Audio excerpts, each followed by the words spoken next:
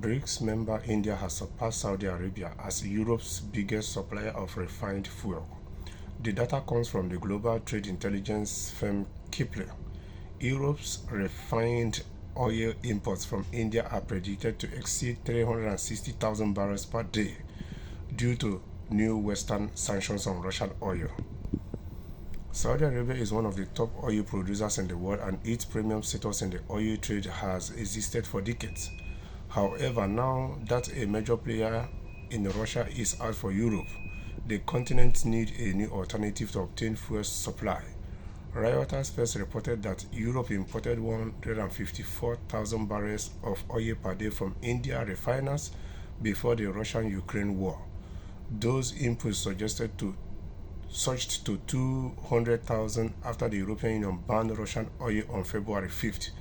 Furthermore, Kepler further estimated that India's Russian oil imports are expected to exceed 2 million barrels a day next April, amounting to 44% of India's overall oil inputs. So is it not kind of funny? Because of the Western stance concerning Russia's stand-up when it comes to the ongoing war between Russia and Ukraine, they now sanction Russia and stop buying oil from Russia, and India buys from Russia and still sells back to them at a higher cost. So for India, it's an advantage, because one person's disadvantage is somebody's advantage. That Russia is being sanctioned now, India is now taking advantage of it. They buy at lesser price from Russia. Russia is a BRICS nation. They settle it in local currency, and in return, India sells to Europe at a higher cost and make more money. So at the end of the day, it's business as usual for India. And at the end of the day, actually, if you look at it, Russia does not really lose anything. At the end of the day, it is the citizens of the West that will even suffer the most, because the fuel they are buying now the prices of the fuel will be higher than it was when Europe was still buying from Russia.